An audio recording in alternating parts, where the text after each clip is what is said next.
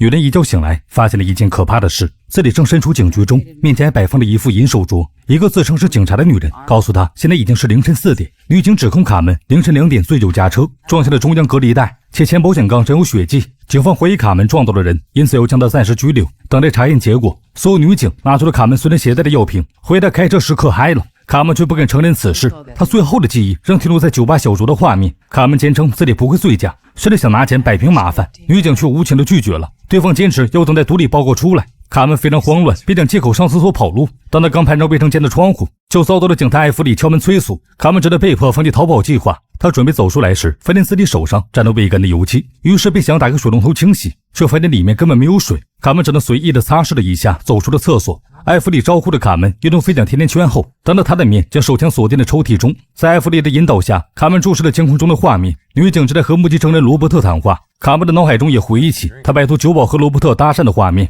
罗伯特交代着两人互生好感后，一同坐上了卡门的车。两人在车中关系更进一步后，就发生了可怕的车祸。然而卡门对此毫无印象，他坚定地认为是罗伯特给自己下药了。由于警局正在装修，卡门被关进了临时监狱中。好友在此时前来探望卡门，他的面色十分凝重，似乎有心事。趁着女警打电话时，好友艰难拿出口袋中的巧克力，吃了一口后，并用包装纸上的字母暗示着卡门逃跑。所有好友就在艾弗里的催促下离开了。卡门有种不祥的预感，他呼喊着警察，想要进一步为自己辩解。警察却拿出了尿检结果，证明了卡门开车前喝了一瓶红酒的事情。然而大片记忆的空白显得卡门的说辞十分苍白无力。无奈之下，他只好请求律师援助。卡门很快等来了律师，虽然不是指定律师，但对方业务能力超群。他的车子因为前保险杠有血迹，警方怀疑撞到了人，因此将车子扣押时，律师提议提取 DNA 进行对比，警察们因此哑口无言。卡门反应过来后，立刻掌握主导权，前来要求验证 DNA 证明自己。他猜测可能是撞到了路。律师的表情突然有些心虚，他承诺会帮助卡门去申诉后，便匆匆离开了房间。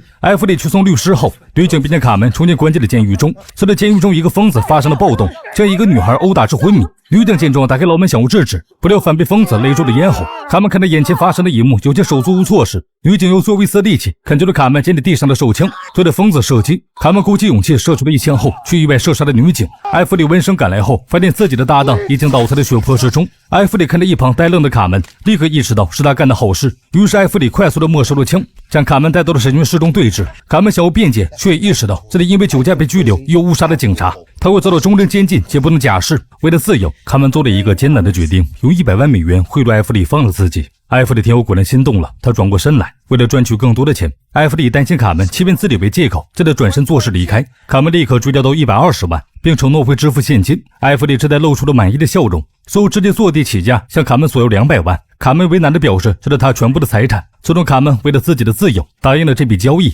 于是艾弗里带着卡门走进了办公室，给了他1分钟的时间，用电脑登录账户转账。这时卡门突然发现警徽竟然只是一个道具，他在此刻想起来好友提着自己要逃跑的动作，立刻意识到不对劲，于是他想要趁此机会打电话求救，却发现电话没了信号。突然律师神色紧张地闯了进来，他见到艾弗里后便想要告知对方汽车测试结果，艾弗里却强硬地拒绝了律师想要单独聊天的请求，并将他赶出了办公室中。卡门只觉得事情愈发离谱了。忽然他想起之前准备从洗手间窗户逃离时摸到了还未风干的油漆，而且水龙头也没有水，他因此意识到这里是一个假警局。他趁着艾弗里和律师拉扯时，取出了艾弗里藏在抽屉中的手枪，直接和两人对峙起来。然而两个骗子却演戏上瘾了，他们紧张劝说的卡门冷静下来，卡门根本听不进去了。他拿起一旁摆放的假警徽，质问了两人到底什么是真的。艾弗里仍在试图继续劝说卡门，对方就神情激动地扣下扳机。随着卡门才发现，就连这把手枪也只是一个道具。在卡门有些疑惑时，罗伯特已经绕后将他打晕了过去。这群骗子将卡门戴上了手铐后，重新关进了监狱中。艾弗里忍不住埋怨起罗伯特太过冲动，毕竟他差点从卡门手中得到200万美元。卡门此时已经有了意识，为了不露出破绽，他仍旧紧闭双眼，使得所有的骗子们聚集在了一起，在这讨论起接下来的骗局。就连刚刚被关进监狱的犯人都是他们的同伙。可怜的卡门被彻底蒙在鼓里。由于这个废旧的建筑3个小时后即将面临拆除，一群人上头乞丐如何继续行骗。由于第一回合卡门已经识破骗局，第二回合时骗子们直接齐聚一堂，和醒过来的卡门面对面交谈起来。卡门疑惑地询问起他们的身份，这次艾迪弗也不装了，他坦白了自己是卡门的前男友丹顿的兄弟，两人在孤儿院时就是好友，如同亲兄弟一般。艾迪弗就连丹顿背的妻子曾和卡门有过一段办公室恋情的事情也知晓。卡门大方地承认了和丹顿曾在一起的事情，但是他并不知道对方已经有了家庭。得知艾迪弗怀疑自己杀了丹顿，卡门却直接否认了此事，他是不会对自己的爱人痛下杀手的。艾迪弗就打断了卡门的虚伪的话语，他认为卡门不仅杀害了丹顿，还卷走了他们的800万。卡门只好承认，丹顿在去世之前的确来找过自己。丹顿当时十分惊恐地表示，有人想要加害他。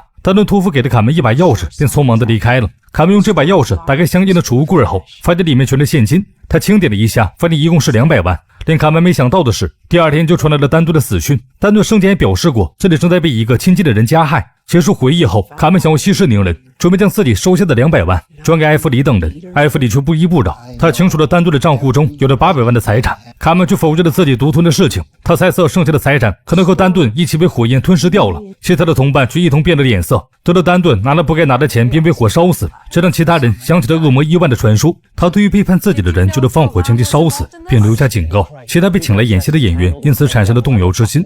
艾弗里却骂他们是胆小鬼，并保证自己和丹顿绝对没拿1万的钱。卡门趁机想策反他们，故意转移话题拖延时间。艾弗里却不愿就此放弃，他以瓜分800万财产的诱惑重新调动了同伙们的积极性。接下来大胡子给卡门上刑具，关键时刻大胡子突然毒瘾犯了，艾弗里只好认命的给了他一些面粉缓缓。趁着这个时间，其他人来到了办公室，开始商量起了接下来的计划。独自在审讯室的卡门默默的用脚盖住了被遗落在地上的刀片。接下来罗伯特主动请缨当说客，来到了卡门的面前。他一顿花言巧语后，主动将卡门的药瓶归还给了他，表达了自己的诚意。卡门将计就计，说出了自己想要上厕所的请求。罗伯特为了维持人设，自然不能拒绝。路过饮水区时，卡门突然剧烈咳嗽了起来。趁着罗伯特帮忙倒水时，卡门偷偷地将自己的安眠药放在了咖啡壶中。他来到吸乳间后，快速地用剪刀的刀片割开了纱布。然而当卡门准备突破铁丝网的束缚时，轻重的响声惊动了罗伯特。罗伯特闯了进来想要制止，却被卡门拿着刀片挟持。关键时刻艾弗里出现，用真枪打伤了罗伯特。下到杀鸡儆猴，令卡门彻底老实了下来。他再次被铐在了审讯室中。艾弗里几人冷漠地看着大队中弹的罗伯特痛苦的挣扎，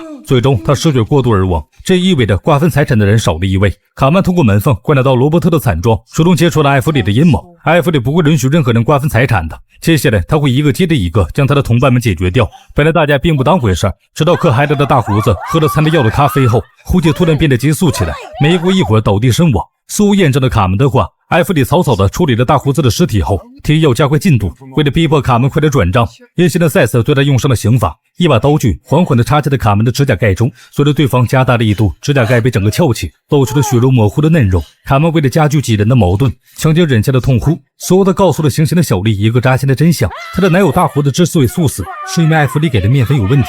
小丽天舞立刻丧失了理智，他拿起刀具准备捅向卡门，卡门伸手将刀子抵挡了下来，才保住了性命。艾弗里眼疾手快地拦住了小丽的下次进攻。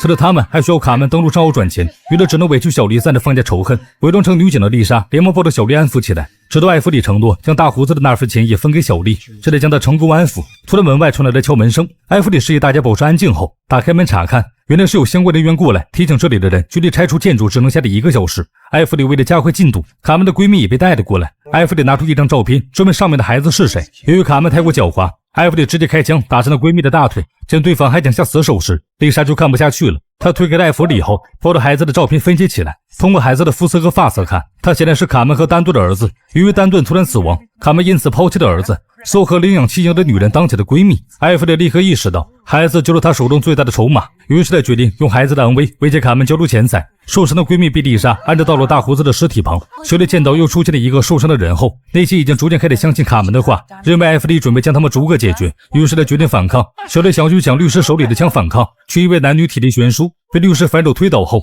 头碰到了桌子上，失去了意识。此时艾弗里直接当着卡门的面对着婴儿车射了一枪。卡门担心儿子的安危，直接当场崩溃大哭。在看见掉落的是一个玩具后，卡门仍旧心有余悸。丽莎在此时抱着孩子走了进来，并交给了一手持枪的艾弗里。卡门最终屈服在母性之下，同意的给艾弗里转钱，说了自己的律师不愿再伤害任何人。丽莎却迫切的想用这笔钱去救着生命垂危的父亲，两人一同持枪对峙。艾弗里试图劝律师冷静下来，见对方松懈下来后，他迅速出手，按着律师的头将他狠狠地撞击在了墙壁上。艾弗里的残忍让丽莎有些恐惧，因此丽莎忍不住举起手枪对准了他。艾弗里此时已经杀红了眼，面对丽莎的背叛，他毫不犹豫地痛下杀手。虽然心系孩子安危的闺蜜借着大胡子身上的刀具挣脱了束缚，在两人激情激烈的打斗时，卡门试图争夺手铐。当艾弗里杀了丽莎重回房间时，卡门已经挣脱了束缚，并捡起地上遗落的真枪。不知情的艾弗里捡起了地上的假枪，继续威胁着卡门。卡门的脸上却露出了胜利的笑容。从他的口中，艾弗里得知了团队成员一一死亡的真相。大胡子死于他在咖啡壶里投入的药物。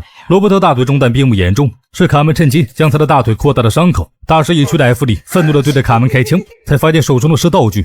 当第二声枪声响起，艾弗里有些不可置信地看见卡门，只见对方站了起来，无情地补了2枪。卡门决定带着儿子离开时，闺蜜一瘸一拐地走了过来，她庆幸的母子俩平安无事。然而当卡门得知闺蜜在得知卡门被拘禁后就已经报警后，却不就因为这句话引来了杀身之祸。卡门为了毁掉房子中的证据，在建筑中倒了汽油后，还剩一口气的艾弗里向卡门连连求饶。卡门却说这并不是他的名字。艾弗里这才意识到卡门就是传说中的伊万。所有卡门划开的火柴扔在了地上，重视的艾弗里用自己的鲜血留下了一个名字伊万。等待警察赶到现场时，建筑内的证据被火苗吞噬，他们只看到了7具尸体。警方一时间无法查明这档案子的动机。此时的卡门从车轮处拿出了早已经准备好的钥匙，索罗打开储物箱，随即拿出一张身份证明离开了此地。